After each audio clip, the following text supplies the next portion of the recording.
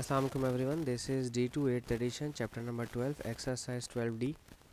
और यहाँ पर जो है मैं इसका क्वेश्चन नंबर 9 और 10 और 11 करने की पूरी कोशिश करूँगा, क्योंकि फिर ये ख़त्म हो जाएगा क्वेश्चन चैप्टर हमारे पास।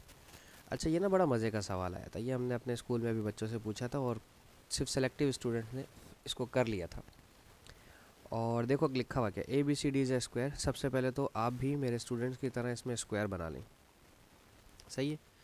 और स्क्वायर है तो दैट मीन्स इसकी ये सारी साइड्स क्या होंगी, इक्वल होंगी, ठीक है। इसको रख लें आप A और B और C और D इसका नाम रख लें। आगे कह रहे हैं M is the mid point of AB, तो आप यहाँ एक नाम मार्क कर दें M, जो कि मिड पॉइंट है, ठीक है। तो यानी कि ये दोनों साइड्स आपस में इक्वल हो जाएंगी। And N is the mid point of AD, ये हमारा N है, जो कि इसकी वजह से ये दोनों मिड पॉइंट्स हो जाएंगे आपस में, ठीक है ना। मिड पॉइंट है N, AD, ये दोनों इक्वल हो जाएंगी साइड्स। A नहीं है ये। A point is selected at random in the square. Find the probability that the point lies in the triangle MAN. वो कह रहे हैं कि वो इस ट्राइंगल में आप जो पॉइंट सेलेक्ट कर रहे हो वो इस ट्राइंगल में फॉल होना चाहिए, ठीक है। यानी कि ये सारा रीजन मेरा रिक्वायर्ड रीजन है, ठीक है। अब ये प्रोबेबिलिटी के अंदर ना शेडेड रीजन आ गया था, बड़ा ज़बरदस्त सवाल था। अब प्रॉब्लम ये था कि प्रोबेबिलिटी का तो आंसर फ्रैक्शन में आता है, अब इसको फ्रैक्शन में निकालें कैसे, ठीक है ना। फ्रैक्शन में क्या होगा, अब हमने शेडेड वाले रीजन्स के आपके बारे में क्या बताई थी बात, प्रोबेबिलिटी हम इसको A लिख देते हैं फ़िलहाल। तो क्या था कि जो ट्रायंगल MAN है इसका एरिया चाहिए मुझे, ट्रायंगल MAN इसका area divide by area of square ABCD, ठीक है। इनका दोनों का एरिया ले लें तो फ्रैक्शन आ जाएगा, ठीक है ना।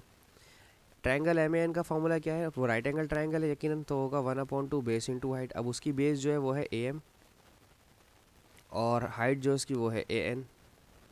और एरिया ऑफ ABCD का फॉर्मूला क्या होगा, लेंथ इंटू ब्रेथ या length into length, side into side, तो AB मल्टीप्लाई बाय AD। अब ये सॉल्व नहीं हो रहा, लेकिन अगर आप गौर करो, हमने आपसे कहा था कि जो पॉइंट M है ये मिड पॉइंट है AB का, तो अगर AM है वो आधा होगा AB का और N जो है वो हाफ होगा AD का। तो अगर मैं यहाँ पर 1/2 AM को मैं लिखूँ वो हाफ है AB का, और जो AN वाली साइड है वो है हाफ ऑफ AD की आधी लाइन है, ठीक है।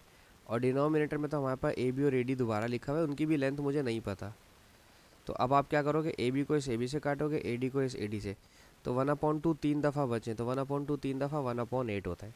ये इसका आंसर था, और ये बहुत ही छोटा सा इसका आंसर था और ये मज़ेदार था सवाल।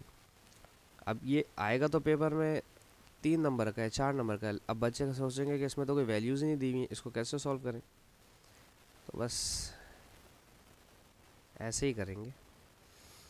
अच्छा जनाब, अब ये क्या है भला, वो कह रहे हैं a bag contains 40 balls, some of which are red, some of which are yellow and the rest are black. Okay, some of which are black and some of which are, अब सम ऑफ विच का red कर, ये इसका जो मसला होता है ना, बड़ा टेंशन वाली चीज़ होती है, तो हमें तो पता ही नहीं है। Some of which are red, some of which are yellow and the rest are black, ठीक है। रेड येलो और ब्लैक हैं, okay. The probability of drawing a red ball and a yellow ball at random from the bag are 1/4 and 2/5। Okay, ये लिख लेता हूँ मैं, क्या पता मुझे ज़रूरत पड़ जाए इसकी। Probability of red ball and probability of yellow ball is given. Red की प्रोबेबिलिटी है 1/4 और ये है 2/5। Find the probability of drawing a black ball at random from the bag. अच्छा, ये जो इन्फॉर्मेशन है ये सेकंड और थर्ड के लिए होगी, तो आप सिर्फ यहीं तक पढ़ें अभी इसको, ठीक है। यहीं तक पढ़ें, हमारा आंसर पहले वाले का यहीं तक हमें आंसर मिलना चाहिए। अब देखो होता क्या है, अगर हमें रेड येलो और ब्लैक है ना, ब्लैक वालों की उन्होंने हमें कुछ बताया हुआ ही नहीं, तो ब्लैक वाले ही अगर मुझे चाहिए तो उसमें से मैं रेड और येलो माइनस कर देता हूँ। हम यही करते हैं ना हमेशा से, कि जो नहीं चाहिए उसे 1 में से माइनस कर दो। अब मुझे रेड और येलो नहीं चाहिए तो रेड और येलो माइनस कर दूंगा टोटल प्रोबेबिलिटी में से, तो ब्लैक बच जाएगा, क्योंकि किसी भी चीज़ की टोटल प्रोबेबिलिटी हमेशा 1 होती है, ठीक है।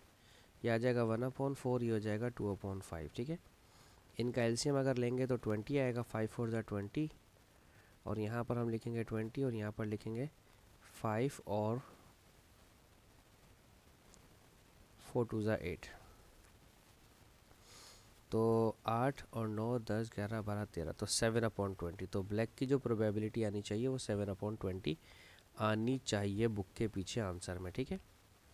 अच्छा, अब कहते हैं आगे, अब हम इसके बाद पढ़ते हैं, ठीक है। Okay, 2x+1 red balls and x+2 yellow balls are added to the bag while x-3 black balls are removed from the bag. अब ये रेड बॉल्स में जो sum of the balls of red थी उसमें ये ऐड हो जाएंगी और ये माइनस होंगी ब्लैक में से। The probability of drawing a yellow ball at random from the bag is now 3/7। अब येलो की जो प्रोबेबिलिटी है वो 3/7 हो गई है, ये सारी बॉल्स हमें ऐड और सब्ट्रैक्ट करने के बाद, ठीक है। अच्छा, इनिशियली उन्होंने हमें कहा था कि बॉल में बैग के अंदर 40 बॉल्स हैं, मैं बिल्कुल ही भूल गया था, शुक्र है मुझे एकदम याद आई। तो अब जो टोटल बॉल्स हमारे पास होनी चाहिए, ठीक है, टोटल बॉल्स 40 तो थी ना, उसमें अब ये 2x+1 रेड बॉल्स ऐड कर दें, फिर येलो बॉल्स भी ऐड करें x+2 की, और ब्लैक बॉल्स रिमूव करनी है x-3 की। रिमूव करनी है तो यह माइनस होगा, ठीक है, मैंने प्लस लिख दिया गलती से, इसको माइनस लिखें, -x-3। पहले इसको ओपन कर लें, 40 + 2x + 1 + x + 2 -x + 3, minus minus plus हो जाएगा, ठीक है। ये positive x negative x cut जाएगा, और 40 और 1 और 2 और 3, 3 4 5 और 1 6, इनको प्लस कर लो, 46 और 2x ही बचा है बस, ठीक है, 46 + 2x, ठीक है। ये मेरे पास टोटल आ गया।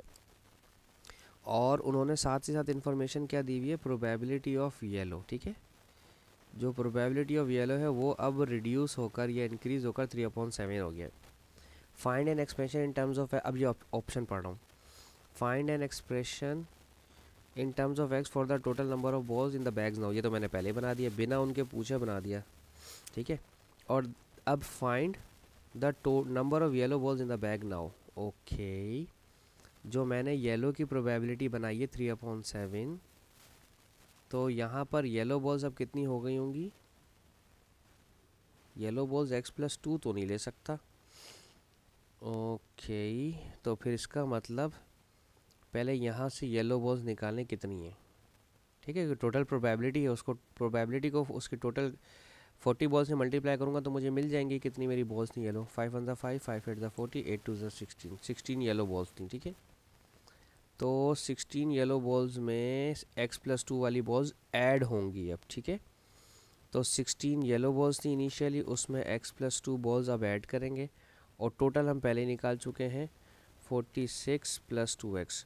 अगर किसी को समझ में नहीं आ रहा है 16 कहाँ से लेकर आया हूँ, तो देखें ये जो प्रोबेबिलिटी दी हुई थी ना येलो की, रेड की 1/4, येलो की 2/5, ये 40 में से दी हुई थी, तो प्रोबेबिलिटी को टोटल नंबर से मल्टीप्लाई करवा दिया तो वही आ गया, ठीक है ना। अब आप 16/40 करके चेक करोगे ना, अगर 16 येलो बॉल्स हैं आउट ऑफ 40, तो इसका देखो 2/5 आंसर ही आएगा, 8 2 16, 8 5 40, ठीक है।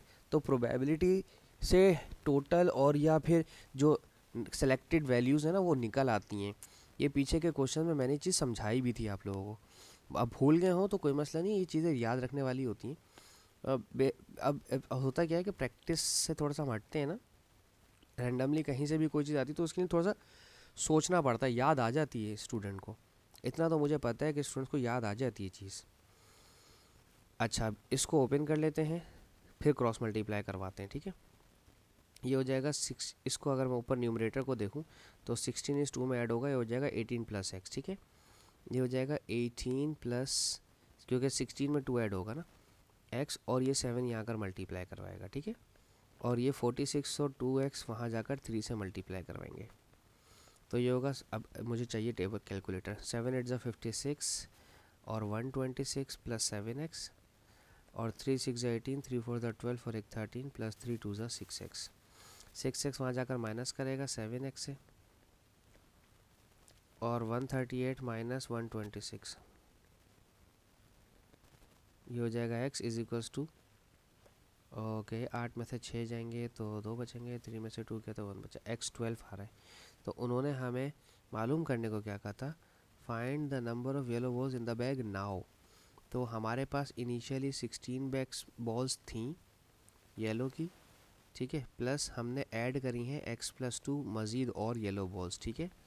तो 16 बॉल्स में x का जो आंसर आया मेरे पास आया वो आया 12, 12+2। तो 16 और 12+2 कितना हो जाएगा हमारे पास, 6 7 8 9 10 30, ठीक है। हमारे पास अब जो है बॉल वो 30 बॉल्स हो गई हैं, सही है ना। तो लास्ट क्वेश्चन हमारा जो है वो 11 वो हम करेंगे दूसरी वीडियो में, ठीक है जी, क्योंकि ये वीडियो बहुत हमारी लंबी हो गई। Thank you so much for watching my channel. Hope so मैं आपको समझाने में कामयाब रहा हूँ। अल्लाह हाफिज़।